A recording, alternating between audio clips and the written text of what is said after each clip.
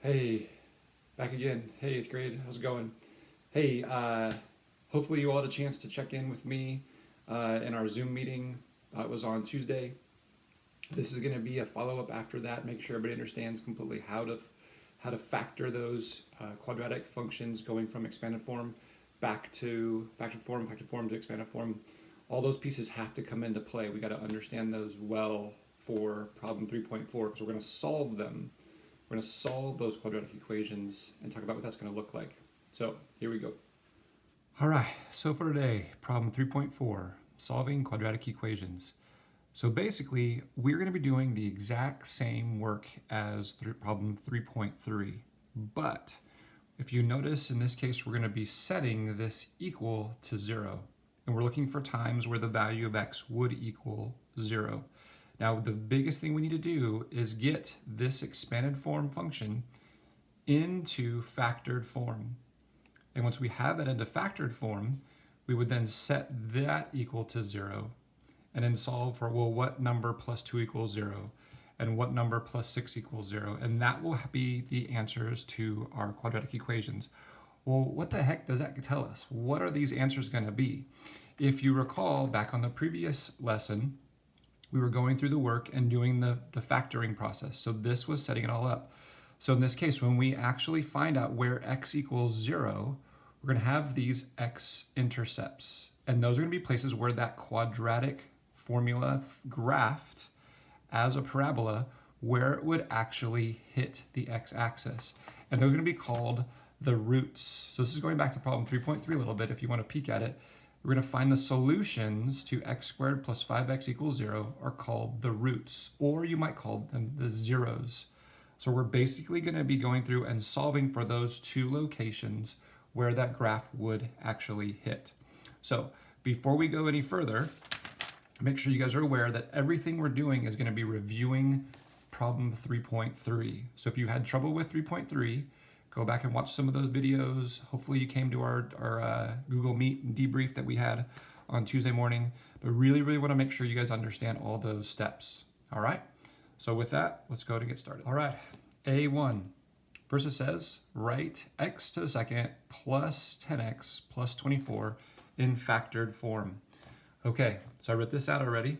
Hopefully you remember the process that we went through. Remember, when a equals 1, we find factors of c that add up to b. Okay, if you don't remember that part, you got to go back and look at problem 3.3's videos. So because a equals 1, c equals 24, and b equals 10. So a equals 1, b equals 10, c equals 24. So we need to find factors of c that add up to b. So factors of 24, well, I already think I know what it is, but let's going to write these out just to be sure. So I think we got 1 and 24, 2 and 12, 3 and 8, 6 and 4. Hey, that's the one that's going to give me a 10 in this case. So I'm going to use those guys there. So based on that, I can go ahead and do my four-square court or my area model. And what I'm going to do is I'm going to spread this out and figure this out. But I'm going to have the x squared up here, the 24 down here. And I'm going to split this 10 into a 6x and a 4x. So don't forget how we do that part. We're splitting that in the piece there. So I know that it's going to be x here and x here. Okay, so let's find this out. So x times what gives me 6x? That's going to be 6. That's going to be plus. And then here, x times what gives me 4x? Well, it's going to be 4. So I'm going to have x plus 4 and x plus 6. Now you know that 6 times 4, 4 times 6 is going to be 24. So there's my factoring, x plus 4 and x plus 6. Okay, so we did that part. That's part A1. So now, how can you use the factored form to solve x to the second plus 10x plus 24 equals 0 for x? Okay, so now we're looking at part 2. So I'm going to take these guys and I'm going to set all of this equal to 0. So I'm going to have 0 is equal to x plus 4 times x plus 6. Now because both of these have to equal 0, I can separate that into two separate equations. So I will have here, and I'll drop the parentheses, 0 equals x plus 4 and 0 equals x plus 6. Now right away we can look at these and go, oh, I know what number plus 4 equals 0. Well, I can see it, but if you can't, we'll still do our minus 4 here and minus 4 here. This is going to cancel. X's come straight down. 0 minus 4 is going to be a negative 4. So there's one of them. Same process over here. Negative 6, minus 6 and minus 6 cancels. X equals 0 minus 6 is going to be negative 6. And so these are the roots, or those are the zeros in that case for A2. So it is, explain how the solutions to 0 equals x to the second plus 10x plus 24 relate to the graph of y equals x to the second plus 10x plus 24. Well, there's a long roundabout way we could go in and actually graph it, or we can remember what we just found out from the previous page. Remember how we looked at problem 3.3, how when we solved this, x to the second plus 5x equals 0, and I fill this whole table out, those are going to be the specific values, what would be the x-intercept. So basically, if I put in negative 5 and 0 for this one, I would get zeros for that. But in this case, what that means is, if I put negative 4 in for x and negative 6 in for x, I would actually get 0. So that's what that means. But let me just walk through it and show you guys, because we're going to have a chance to play this a little bit more. So I'm going to go back to the original equation up here and set that up. So if I have here 0 is equal to x to the second plus 10x plus 24. And I'm going to take time and plug in negative 4 here.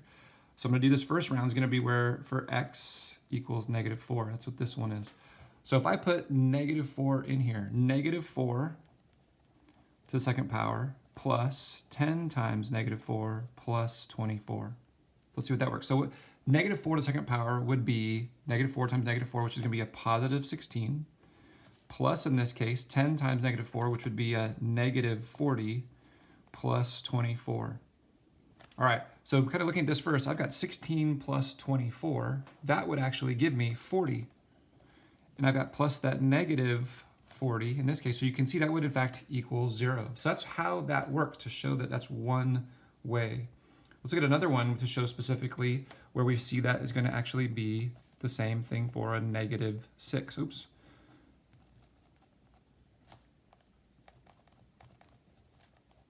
All right, so I'm going to plug that in for this one here. So same idea, negative 6 to the second plus 10 times negative 6 plus 24. So negative 6 squared would actually be positive 36 plus 10 times negative 6 would be negative 60 plus 24. Okay, there it is. 36 plus 24, that's going to give me 60. Plus the negative 60, you see all that would equal 0. So that's the case where we have a chance to go in and see how these relate to the graph. That'd be where this would actually cross.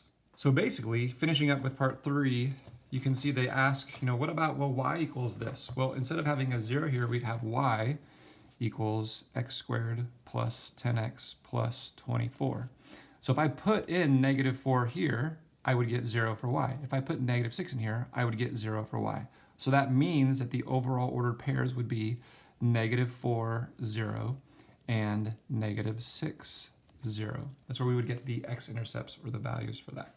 So I hope that makes sense. Really, what we just did in part A is the exact thing you're going to practice for all of B and all of C and for question D, going in and finding the solutions. They're going to throw multiple forms of the equations at you, where you're going to have the value of A is going to be 1, or the value of A is something greater than 1.